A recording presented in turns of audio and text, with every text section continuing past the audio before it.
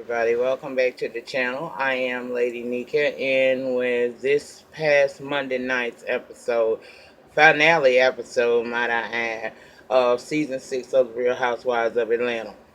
Before we begin the review, y'all, I want to hope that everybody had a wonderful 4th of July holiday with their families and friends. I hope that you all were safe.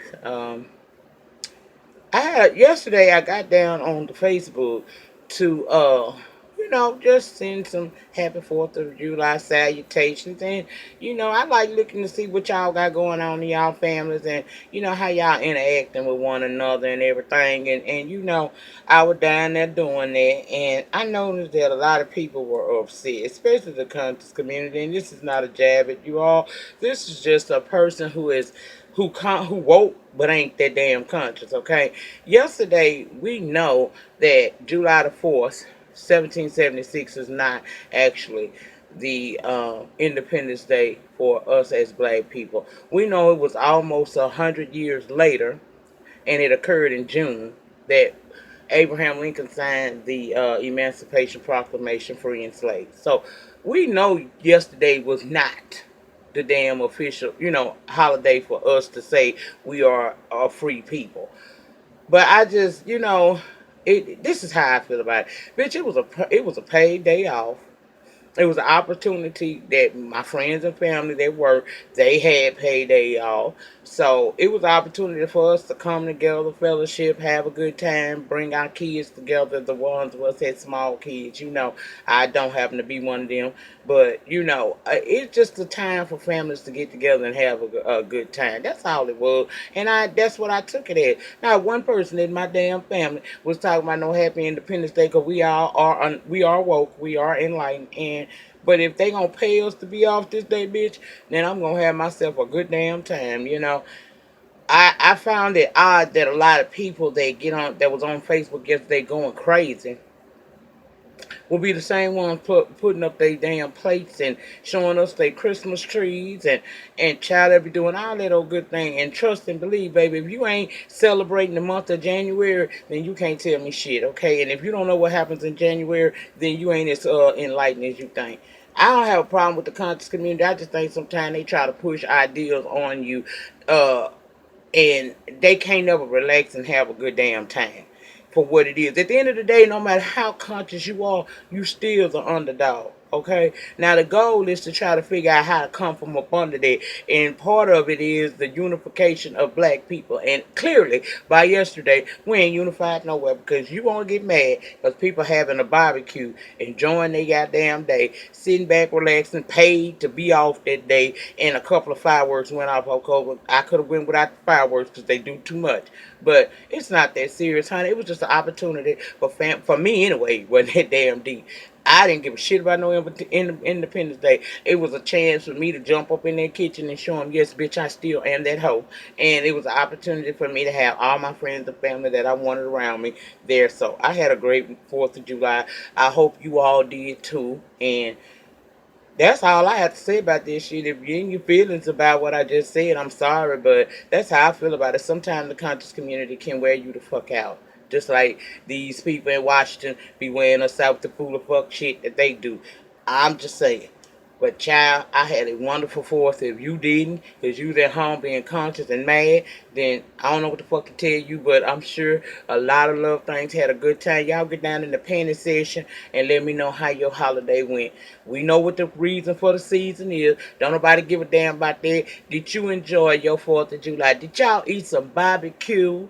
Did y'all pop some fireworks? Did y'all get in the pool? Y'all get down there and let me know. How was your 4th of July? What did you do? And if you had to work, I'm sorry you had to work that particular day, but bitch, it's a coin. That day is gone. You still got a piece of paper to look for with your name on it the next time you get paid. So you won too. You was winning too that day, okay? But I done did 4 minutes about this shit. Y'all just get down there and share. share with me what you did yesterday, because I really want to know, and like I said, if you worked yesterday, it's all right, baby. You won still, because you got a check coming in. The rest of us, we got a check coming too. They got paid to be off. But for those of you who were off and didn't get paid, then I hope you had a good time. Y'all just get down in the penny and share with me what y'all did yesterday.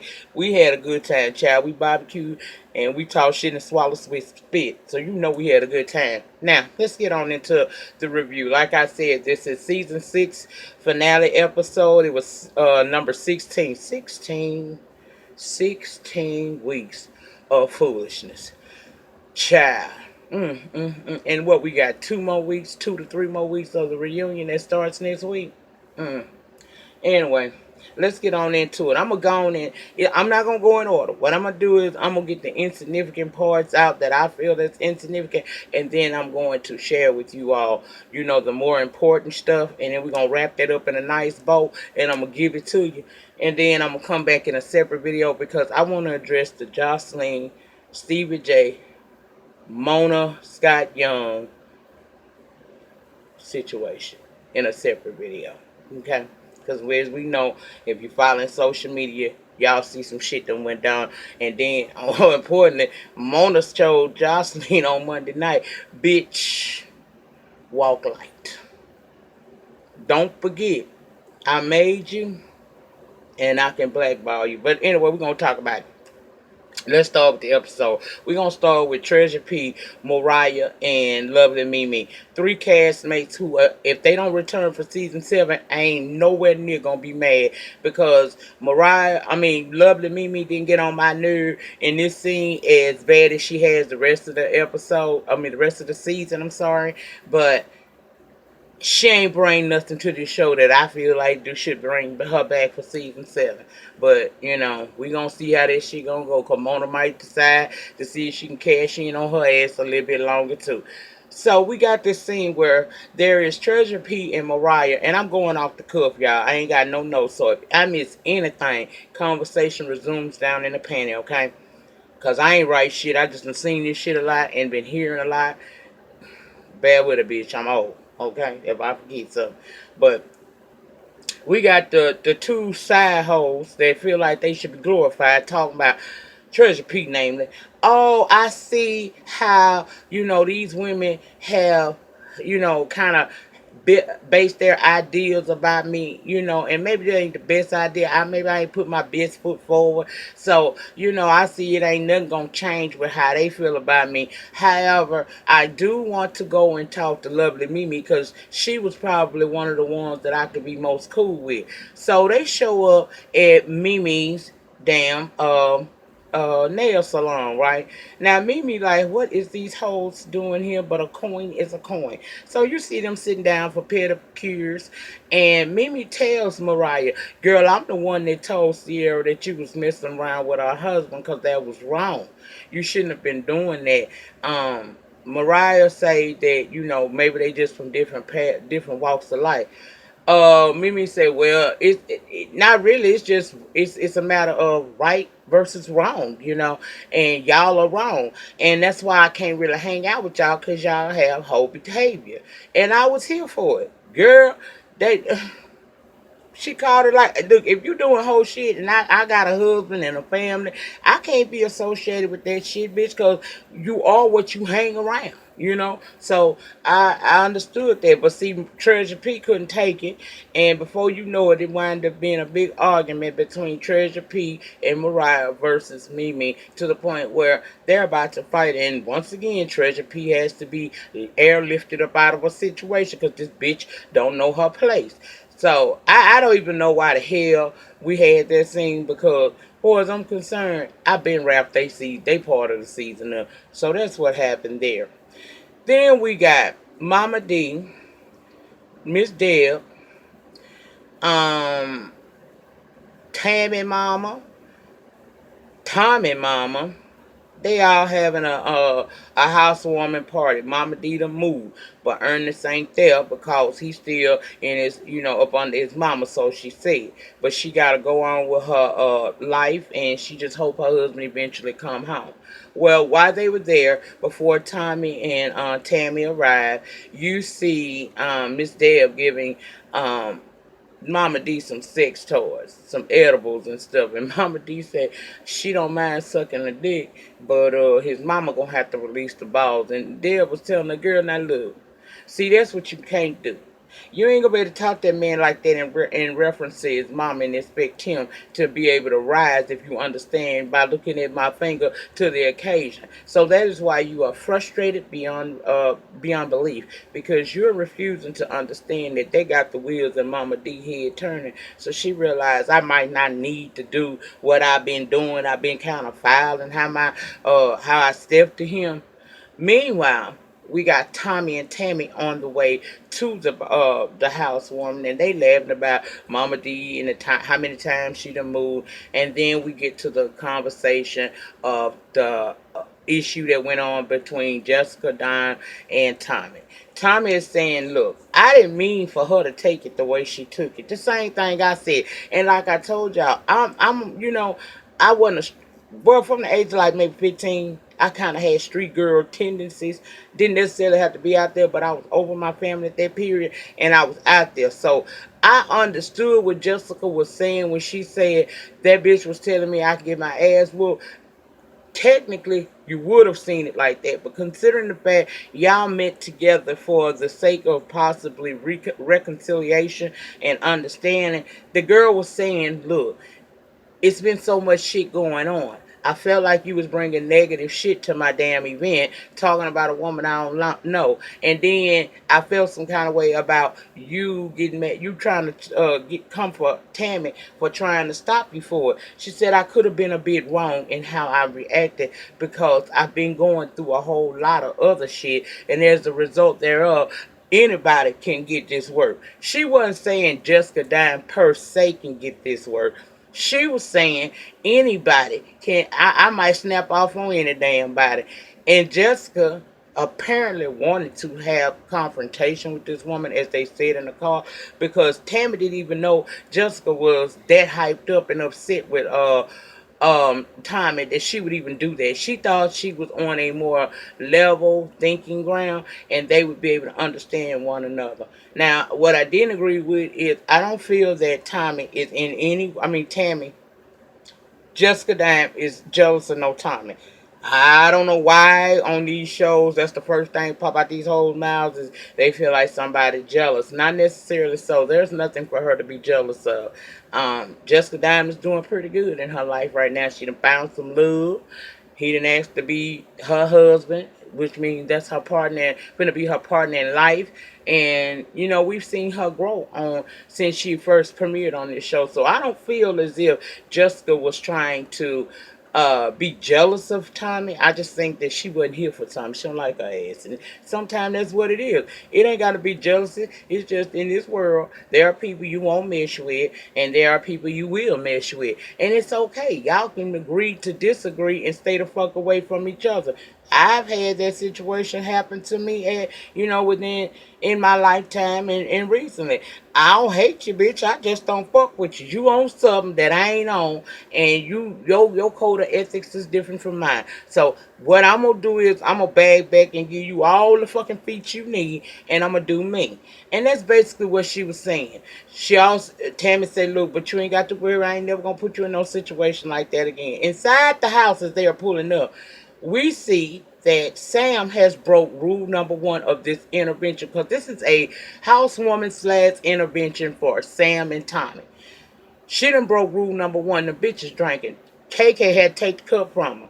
Soon as Tommy get in there, Tammy looking around like, why my mama here? And she was like, okay. So they were serious about trying to do an intervention again. But she let Tommy know, I ain't know nothing about this. This ain't me this time.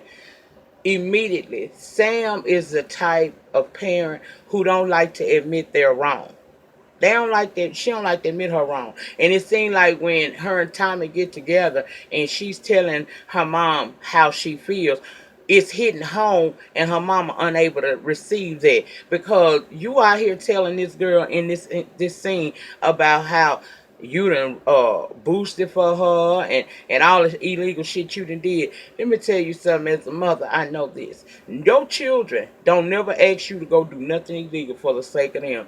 Yeah, they be wanting and sometimes they need things. But we as parents, the adult, make the conscientious step to go and do something that you ain't supposed to be fucking doing and you know it. So stop blaming these kids for what you chose to do in your life because I'm sure when you was boosting, you wasn't just boosting for her, you was boosting for a drink too. That's y'all problem. Both of y'all problem is y'all both are alcoholics and nobody wants to do something about that and address that. Then another problem is your mama don't want to hear the truth. It got so bad in there that Deb just shut it down. She was like, you know what, this ain't how it's supposed to go. First of all, you wasn't supposed to be fucking drinking. Tommy got mad and left. She told her you ain't supposed to be drinking. That's for one thing. And for two, you were supposed to allow her to say what she have to say. In order to get a resolve with someone, you have to be willing to listen to them. And even if what they're saying makes you uncomfortable, bitch, you still should have listened to what your daughter was saying, and then you respond. See, y'all wasting time here. See, I don't have that shit. I lost a child in 2001, and then I lost another child. 2 or 3 years ago to suicide. That's time I can't never get back with them.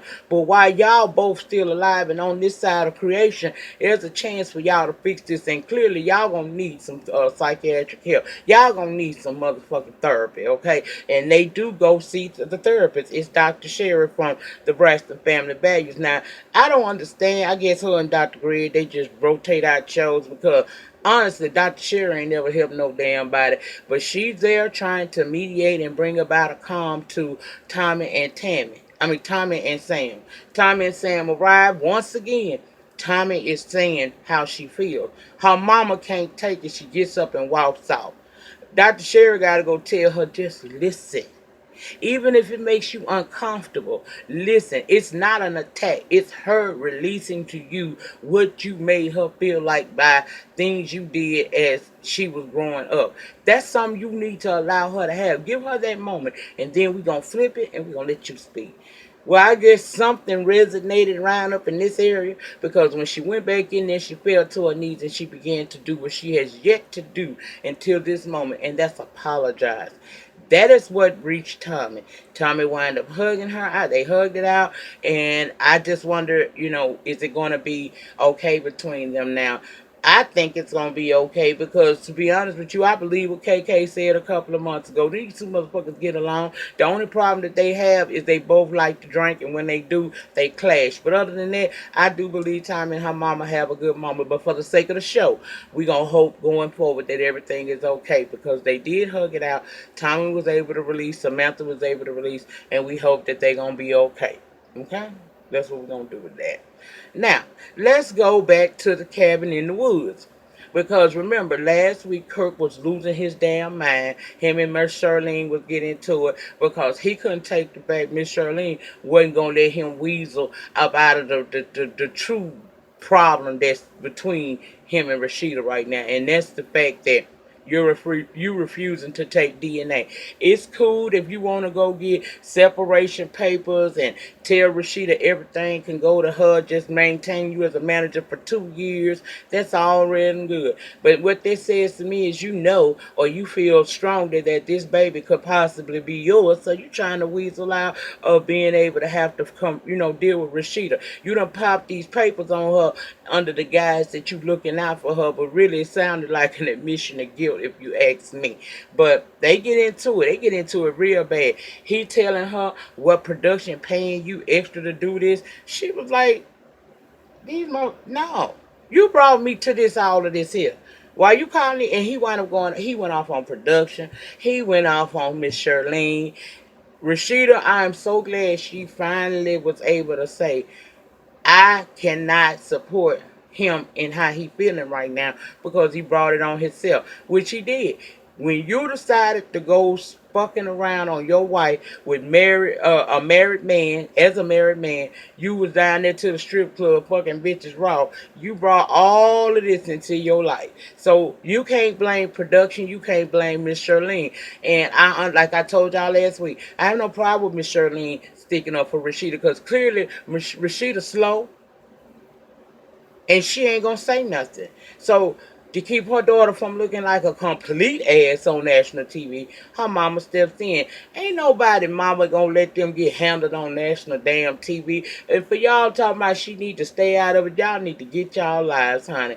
He acted damn fool basically. Rashida couldn't deal with him because production couldn't really calm him down. He out here acting a fool in front of his damn children.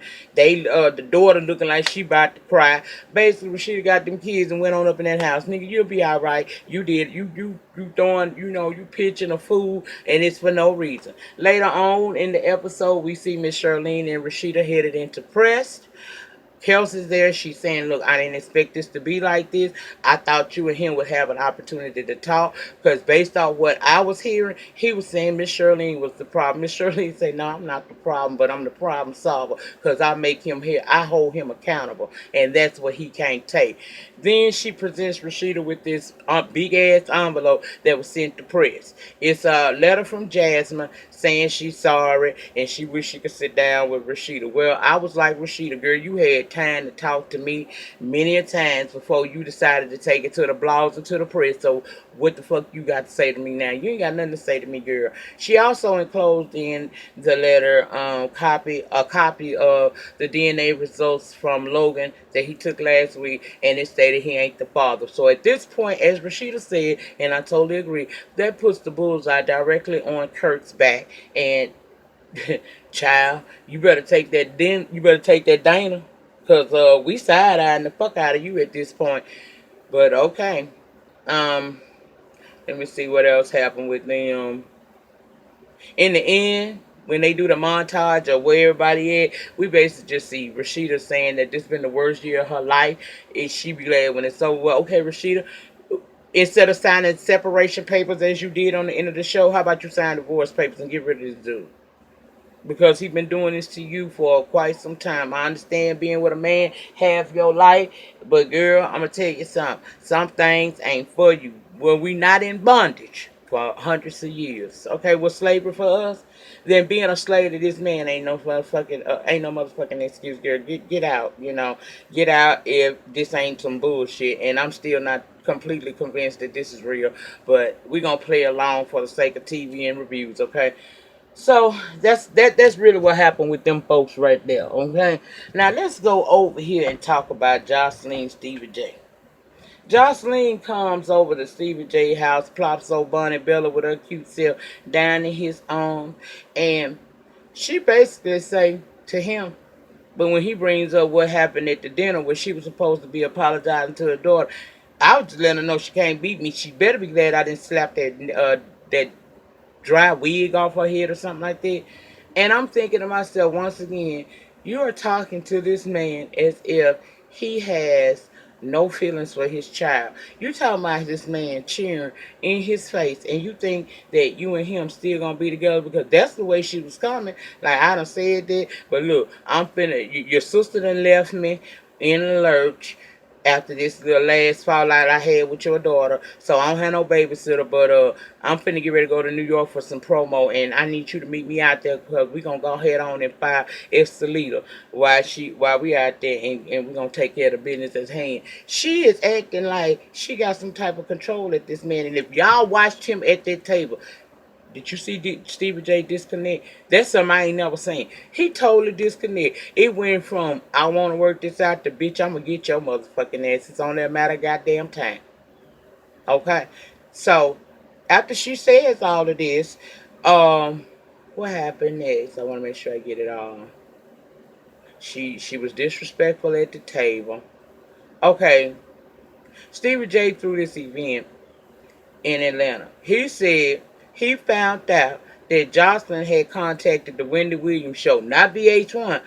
Jocelyn contacted Wendy Williams and scheduled them to appear, him, her, and Bonnie Bella, and introduce Bonnie Bella to the world. Well, Stevie say She don't run him no more, and he ain't falling for the fuck shit. He all about family. He about positivity too, but he about family. And you're not gonna keep talking to my children this way. And I'm gonna find a way to be able to be in my daughter's life, but I ain't fucking with you, bitch.